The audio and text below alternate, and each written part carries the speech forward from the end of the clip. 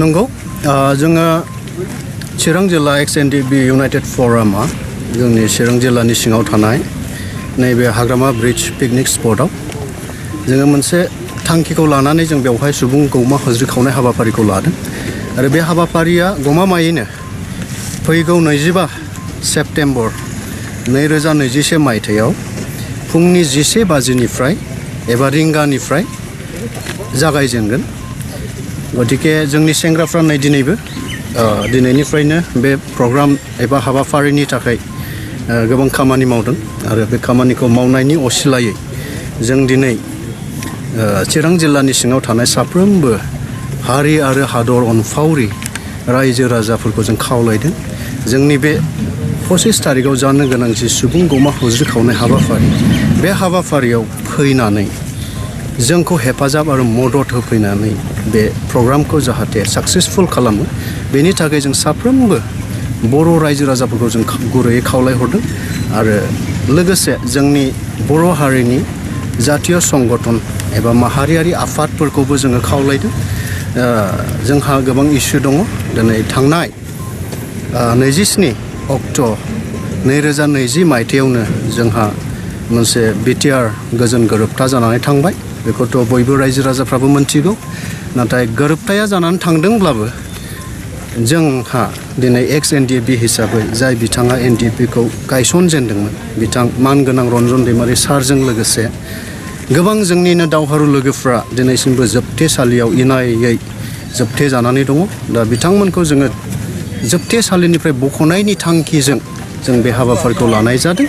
आरो बेल' नङा जों XNDB हिसाबै जेसेबांनाखि रिहेबिलिटेसन मोननांगौ जि मोन्थाय दङमोन जाय मोन्थायफोरखौ अलरेडि BTR एकर्डनि क्लजेसफ्राव लिरखानाय दङ बेखौ सरकारा जाहाथे थाबैनो हानायखिनिखौ मावफुंनानै होयो आरो साफ्रोमबो XNDBफ्रा जाहाथे गावनि न'खरखौ दानानै मोनसे मोजां आरो गोग्गो समाजाव थांनानै थानो खाबु मोनो बेनि थाखाय जोङो सरकारखौ दाबि खालामगोन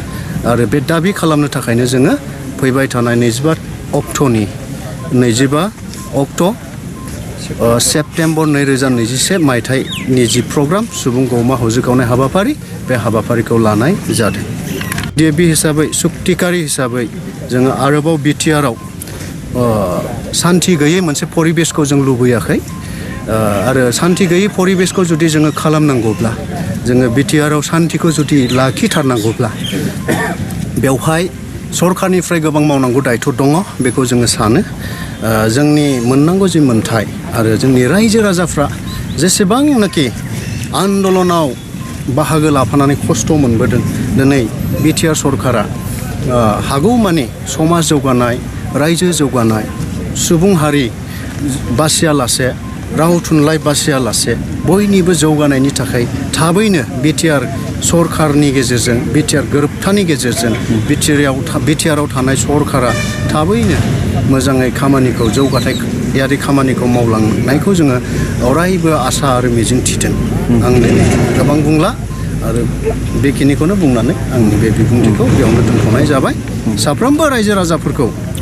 जोंनि बे 25 अक्ट' नैबे सेप्तेम्बर दाननि 25 अक्ट' 2021 मायथाइयाव जाय जायगायाव जों दिनै हाग्रामा ब्रिज पिकनिक स्पटआव लानाय जादों बेवहाय साफ्रोमबो रायजो राजाफोरखौनो लैहोर फैनानै जोंखौ हेफाजाब आरो मदद होफैनो थाखाय गुरैयै आखाइ खबजबनानै फैबाय थानाय 25 सेप्तेम्बर 2021 मायथाइखालि जोङो जि मोनसे अल चिरां डिस्ट्रिक्ट XNDB इउनाइटेड फरामनिफ्राय जि गासैबो हारि अनफावरि हादोर सिबिसुला बा जाथिखौ मोजां मोनग्रा रायजो राजानिसिम आंबो खावलायनाय थाबाय बे खालि जाहाथे 11 रिंगानि सिगां फैनानै जों 11 रिंगायाव जोङो बे प्रग्रामखौ जागायगोन बेनिखायनो गासैबो रायजो राजाफ्रा जाहाथे गाव गावनि आखाइनिफ्राय खरसा खालामनानैब्लाबो दुखु खस्थ'खौ लानानैब्लाबो बिथांमोना निस्सय बयबो फैगोनखौ जोङो दिनै खोनानो मोन्दों आरो बे खालि जों खावलायबाय जाहाथे रावबो हाखा दावरा खालामालासे गारिफोरखौ मोजाङै सालायहोनानै मोजाङै जाहाथे जोंनि प्रग्रामसिम सफैनो हायो आरो थांनाय समफ्रावबो जाहाथे मोजाङैनो मोजां गावबा गाव न' फारसे थांफिननायावबो